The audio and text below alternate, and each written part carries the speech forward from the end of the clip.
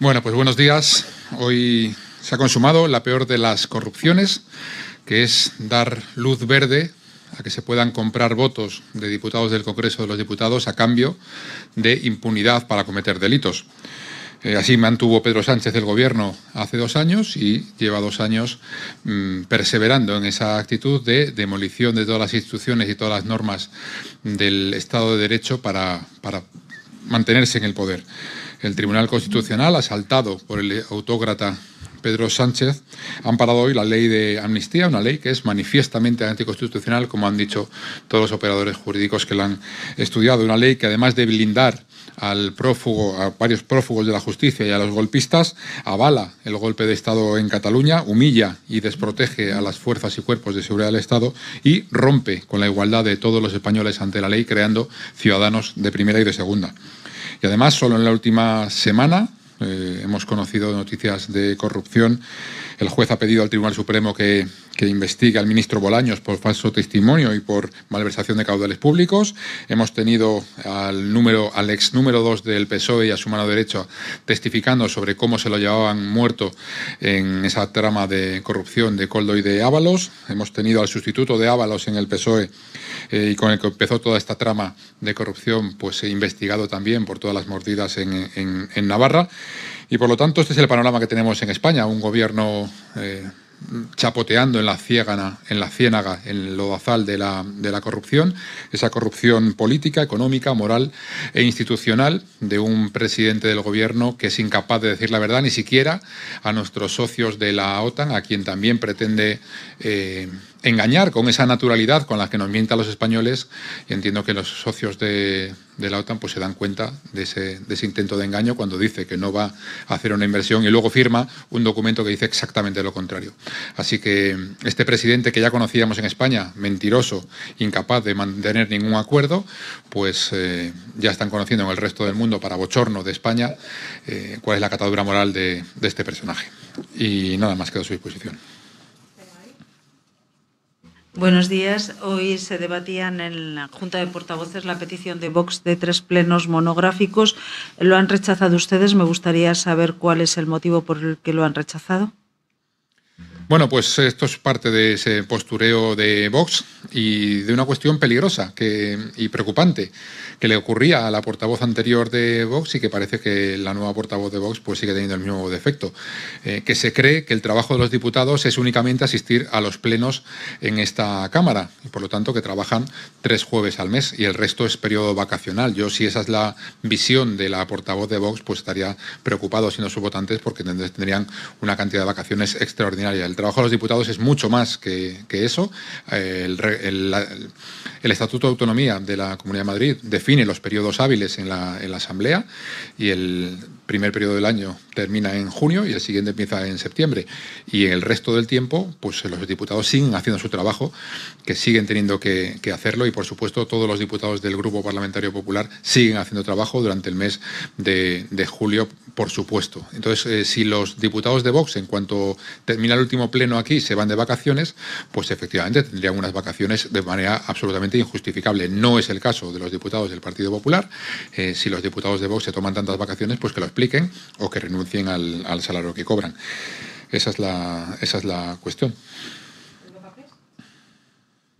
Bueno, yo quería preguntarle, por un lado, por un balance de cómo ha sido la actividad parlamentaria, especialmente por las críticas de la oposición a la labor de la mesa, y por otro lado, por 2 asuntos que nos ha hablado la portavoz de Vox. Por un lado, ha sacado pecho de haber tumbado medidas en Torrelodones de cuestión económica, y por otro lado, dice que le han arrancado a la alcaldesa de Pozuelo de Alarcón, a Paloma Tejero, una rebaja de la cuota de basuras. Ver si esto es verdad o ha sido una medida del gobierno local. Muchas gracias. Bueno, pues sobre la actividad parlamentaria, pues estamos muy satisfechos en estos 2 años que llevamos de legislatura. En este Ecuador de la legislatura pues se han aprobado ya 19 proposiciones o proyectos legislativos, bien del Grupo Popular, bien del Gobierno o bien en consenso con otros grupos parlamentarios, y por lo tanto esta es una Cámara que funciona, y además es una Cámara donde el Gobierno regional da explicaciones a la oposición. Es probablemente la presidenta que más preguntas responde a los grupos parlamentarios y, por lo tanto, aquí lo que ocurre tanto en el Pleno como en las comisiones, que es una asamblea con un trabajo vertiginoso, que saca leyes, que saca iniciativas, que se controla al Gobierno. Las cifras las ha dado en una nota de prensa, creo, la Asamblea de Madrid. Pues son datos que están ahí y que se pueden comparar, por ejemplo, con los datos de lo que responde el presidente de Castilla-La Mancha a los grupos parlamentarios en su Parlamento, que es ninguna pregunta. Bueno, pues desde luego yo creo que hay que pedir explicaciones a los parlamentos donde no se funciona, y en esta Asamblea de Madrid pues hace mucho trabajo y yo creo que muy bueno. Y sobre Pozuelo y Torrelodones son cuestiones municipales, que yo entiendo que la portavoz de Vox quiere sacar aquí para contar toda la actividad de Vox a nivel municipal en los distintos pueblos, y nos cuenta aquí. Entiendo que a ustedes les parece muy interesante toda la actividad de Vox en los distintos municipios, en los 179 municipios de la Comunidad de Madrid. No conozco los detalles de Torrelodones, y lo que se ha dicho sobre la tasa de basuras, hay que recordar que la tasa de basuras es una imposición de Pedro Sánchez en contra de los ayuntamientos, que nosotros estábamos en contra de la imposición de esa tasa de basuras, porque el cumplimiento de las obligaciones que imponía la Unión Europea no eran necesariamente una tasa de basura, sino que había otras opciones, y por lo tanto los vecinos de cada municipio de la Comunidad de Madrid, que tienen que pagar ahora y antes no lo hacían, una tasa de basura, tienen que saber que es por una imposición, una obligación legal que nos impone Pedro Sánchez a todos los ayuntamientos. Buenos días. Hemos escuchado a la portavoz de Más Madrid siendo muy crítica con la presidenta Ayuso por sus declaraciones ayer en Nueva York de apoyo a Estados Unidos, tendiendo puentes con Estados Unidos, justo cuando en la OTAN pues Sánchez estaba criticando el gasto de defensa y demás, y ha llamado pagafantas de Trump a la presidenta Ayuso, por si quiere contestar a la portavoz y qué le parece sus declaraciones. Gracias. Bueno, pues es una declaración impresentable, como tantas veces hace Manuela Bergerot en esta asamblea. La presidenta se ha alineado estando en Estados Unidos, ha dicho que la administración regional de la Comunidad de Madrid es proamericana, como no puede ser de otra manera.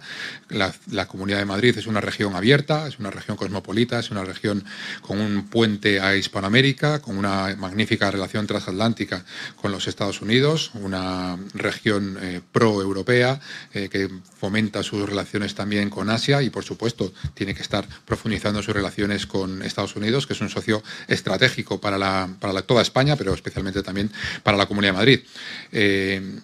Y desde luego en esta polémica entre la verdad y Pedro Sánchez elegimos la verdad. Y entre nuestros socios de la OTAN y las mentiras constantes de Pedro Sánchez elegimos a nuestros socios de la OTAN. Lo que ha hecho Pedro Sánchez es impresentable. Ha salido a darnos una rueda de prensa sin periodistas y sin preguntas, y a contarnos que no iba a aceptar una inversión del 5% del PIB dentro de una década para aportar a la OTAN, y a continuación ha firmado un documento para decir que sí, que acepta precisamente esa senda que lleva el 5% de inversión en 2035. Y por lo tanto nos ha mentido a todos los españoles, y luego ha firmado lo contrario. Tanto ha mentido que se lo han afeado el resto de los socios, que sí han firmado ese acuerdo, y pueden parecerle más fácil o más difícil llegar a esa inversión, pero es un compromiso que adquieren todos los socios, lo firman, y por lo tanto, y esto es lo que es distinto en Pedro Sánchez, lo firman y por lo tanto lo van a hacer o se comprometen a hacerlo. Porque Sánchez está acostumbrado a firmar una cosa y a hacer cualquier otra, entonces no le importa decir una cosa y firmar otra, no le importa firmar un compromiso y después afirmar categóricamente que no lo piensa cumplir.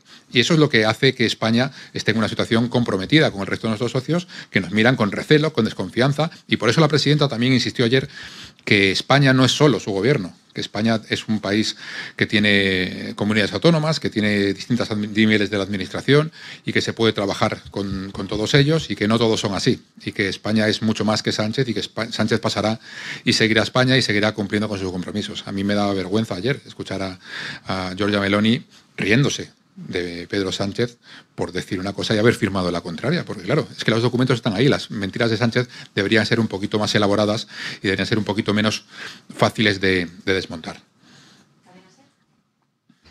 ¿Qué tal, portavoz? Siguiendo con la pregunta de mi compañero, quería trasladarle la pregunta que se hacía aquí la portavoz socialista, y es si ustedes, si la presidenta Ayuso está de acuerdo en aumentar el gasto militar al 5% del Producto Interior Bruto. Esa es la pregunta que trasladaba aquí la portavoz socialista. Y por otro lado, si me permite, a nivel interno, ayer conocimos que finalmente el Partido Popular de Madrid no va a presentar enmiendas al nuevo sistema de primarias del partido que se va a aprobar en el Congreso. Quería preguntarle cómo se interpreta esa no implementación de enmiendas, si entienden ustedes que es un paso atrás, que no era el momento de abrir un debate con el señor Feijóo y con el resto del Partido Popular. Gracias. Bueno, pues sobre la primera cuestión, esto es muy del Partido Socialista, ¿no? Es una competencia que es del Partido Socialista, que es central y que pide a los demás que digan qué harían, ¿no? Este caso, en el caso del compromiso con la OTAN, tiene que ser el presidente del Gobierno el que decida qué es lo que quiere hacer y firme el compromiso correspondiente. Y la portavoz del Partido Socialista, lo mismo. ¿Es competencia de Isabel Díaz Ayuso decidir el porcentaje de inversión que se destina a la OTAN? No lo es. Por tanto, que sea el presidente el que se haga cargo de los compromisos que adquiere. Lo que reclama la presidenta, lo que reclama el Partido Popular, como es lógico, es que sea leal con los socios de la OTAN y que cumpla los compromisos que firma. Y si no, que no los firme. Si cree que el presidente que no debería estar en la OTAN, pues que diga que queremos salirnos de la OTAN o que queremos llegar a otro tipo de acuerdo y que lo haga. Lo que no puede ocurrir en ningún caso es que salga a mentir a los españoles diciendo que no va a aceptar el 5%, que firme el 5% y que a continuación salga diciendo otro presidente hubiera firmado el 5%, yo no lo he hecho. Porque hay un papel firmado y es una mentira muy fácilmente desmontable. Entonces eso es lo que no puede hacer. Y sobre el Congreso, bueno, desde el PP de Madrid siempre hemos defendido la participación de los militantes en los congresos, que se respete la voz de la militancia. Con el sistema que se ha propuesto entendemos que se respeta la voz de los militantes porque los compromisarios que van a salir elegidos para el siguiente Congreso tienen que adscribirse a un candidato y, por tanto, llevan un mandato de los afiliados que le eligen de votar a ese candidato que están eligiendo. Por tanto, entendemos que se respeta la voz del afiliado. Entendemos que tampoco es momento de entrar en muchos más detalles sobre el sistema de elección. Quedan flecos en ese sistema que estará resuelto en el reglamento marco de congresos que tendrá que aprobarse en unos meses y, por tanto, en esa segunda fase, pues entendemos que es un momento de seguir trabajando en ese modelo y ahí el Partido Popular de Madrid estará como siempre. Ahora mismo no hay que desviar el foco de atención sobre las noticias que hay. Tenemos un congreso, estamos trabajando en él. El Partido Popular de Madrid ha presentado una serie de enmiendas a los documentos, tanto de estatutos como a la ponencia política. Trabajamos tranquilamente y lealmente con esos documentos. Llegaremos al Congreso tranquilamente. Haremos el trabajo que hay que hacer y nos pondremos al servicio de la Dirección Nacional que salga de ese Congreso, como no puede ser de otra manera.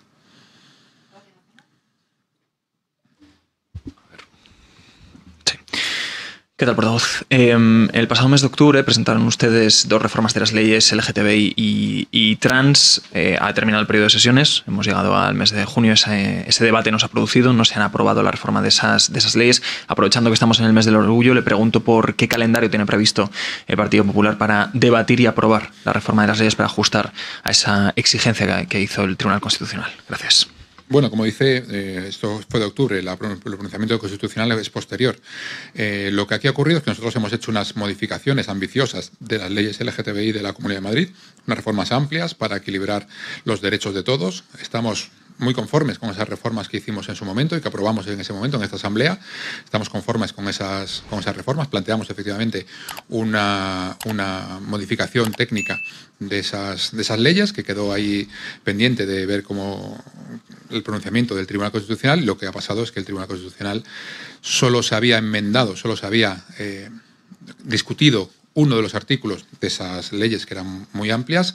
Solo un artículo de esa ley ha considerado el Tribunal Constitucional que no se ajusta a la norma y que, por lo tanto, además es un artículo muy específico de un tema procedimental, de la personación, de las asociaciones en determinados procedimientos. Es decir, una cosa muy, muy menor que no desvirtúa en absoluto. El resto, que no solo es que no se haya echado atrás por parte del Tribunal Constitucional, sino que no ha sido ni siquiera criticado, no ha sido ni siquiera recurrido por ni el presidente del Gobierno ni los grupos políticos. Lo que quiere decir es que el resto de la reforma, toda nuestra reforma, es plenamente constitucional, es plenamente ajustada a derecho, estamos conformes, se equilibran todos los derechos y por lo tanto no vemos urgencia en hacer ningún ajuste en este momento. Pues muchas gracias.